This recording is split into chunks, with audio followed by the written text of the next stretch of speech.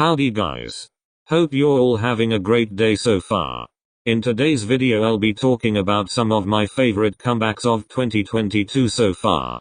Unfortunately Dreamcatcher haven't made their comeback yet so they couldn't be in this video, but you can bet I'll be talking a lot about them once it's released.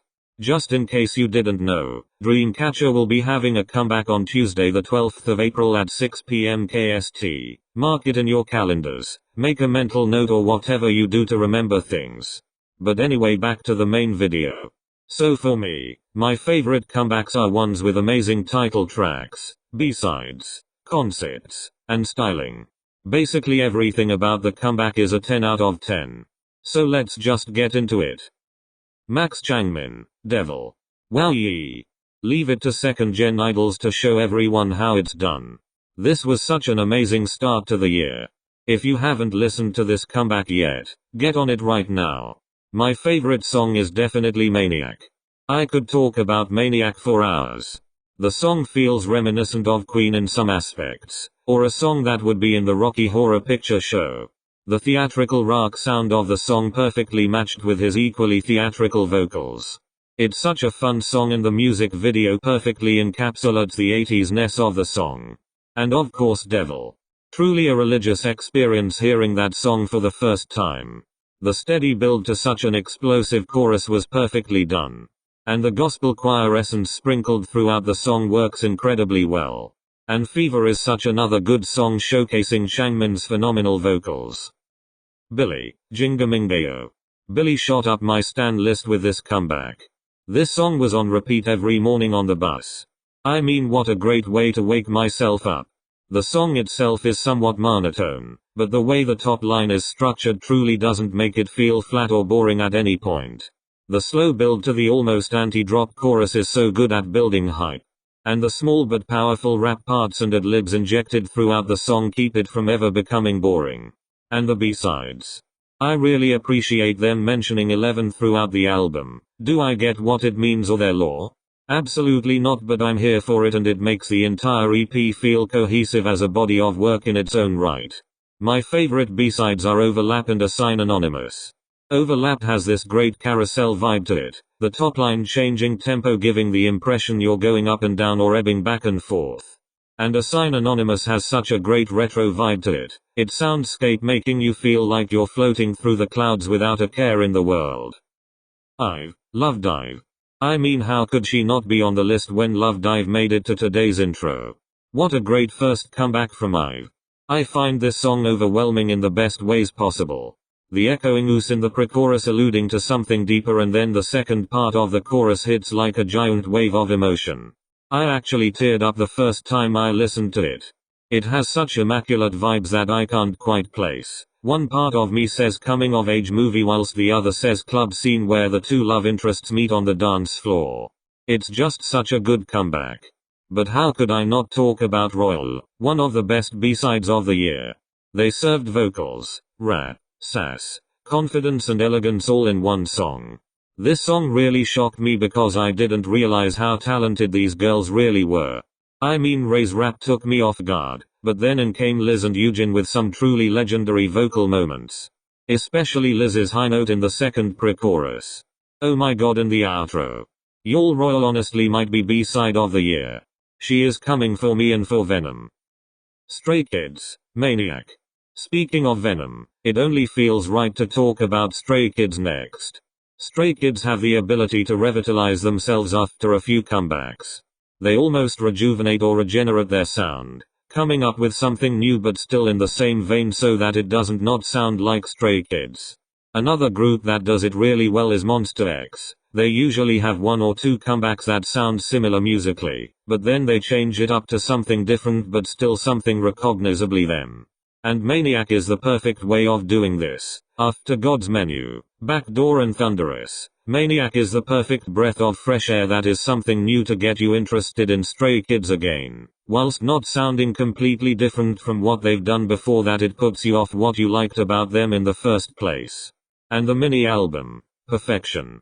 I obviously have to talk about Venom, which is fighting for the B-side of the year right now with IVE's Royal and Red Velvet's Beg For Me. It's such an amazing song that literally tickles your brain. The first time I heard it I was shocked in the best way possible, like my jaw was permanently detached. And then they come through with other amazing songs like Freeze, Charmer and Muddy Water. Like it should be illegal to have a mini album so full of amazing songs. And Maniac itself is the perfect title track. The chorus was stuck in my head for weeks, it's so addicting. I only wish Maniac would have been a little bit longer. Red Velvet, Feel My Rhythm. I'm not gonna lie, on first listen I wasn't that convinced with Feel My Rhythm as the title track. I love the B-sides and thought that they were the best part of the comeback along with the visuals. But then I listened to Feel My Rhythm a couple more times and it grew on me. And not in that, I've listened to this so many times that I've just given in and I like it now way. No, this was the, I've listened to this and I have a newfound appreciation for the musicality, and the instrumental, and the top line, and the vocals. Everything in this song is just amazing way. But saying that, the real star of the show for me was the B-side Begged For Me. I never thought that a Red Velvet B-side would ever come close to topping Look. But Begged For Me somehow did that, and they surpassed Look by a lot. Begged For Me, oh my god, where do I even begin? The bouncing synths that you hear just at the beginning just to give you a taster, and if you're really listening you can hear them in the verses teasing you and keeping that sense of cohesion throughout the song. And then the first part of the chorus hits so good. But the second part is where it's at. The Dance For Me, Work For Me, Beg For Me line is so iconic and it got stuck in my head for ages. Honestly, I think Beg For Me has won the B-side competition of 2022.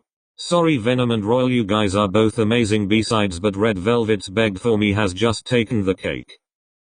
P1 Harmony, Do It Like This.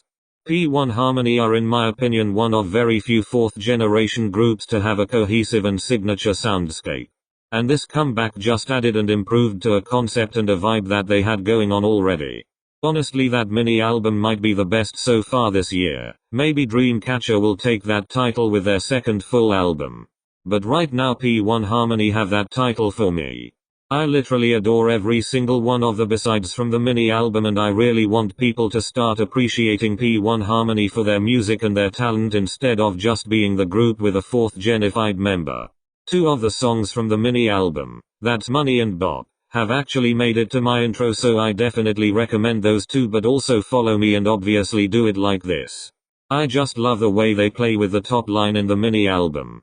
Their utility onomatopoeia to create such an interesting texture to the songs, and their rappers Intak and Jungsub are really good at this. Definitely recommend checking them and their music out. Yena, Smiley. When I thought of Yena's debut, I did not think it would be something so heavily inspired by rock, and yet it works so well. This was truly such a perfect debut and the concept fit Yena and her personality to a T. Even Bibi's feature fit in perfectly, with her playing the villain both in the music video and in the lyrics of the song. And the B-sides. Pretty Boys and Luck to You are definitely my favorite, and I was pretty surprised to see the rock influence wasn't just confined to the title track but also spread to the rest of the mini album, which helped her music feel very cohesive and very her. Like no one could do these songs but Yena.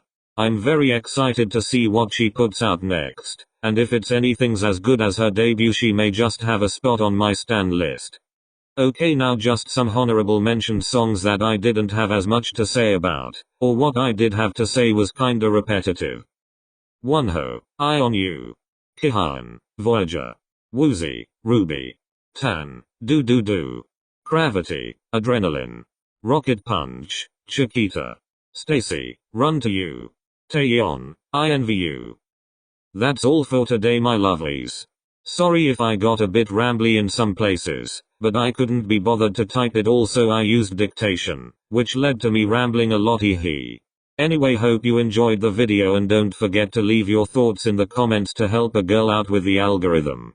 And if you like the video, do consider subscribing to stay updated on all my latest videos. Bye.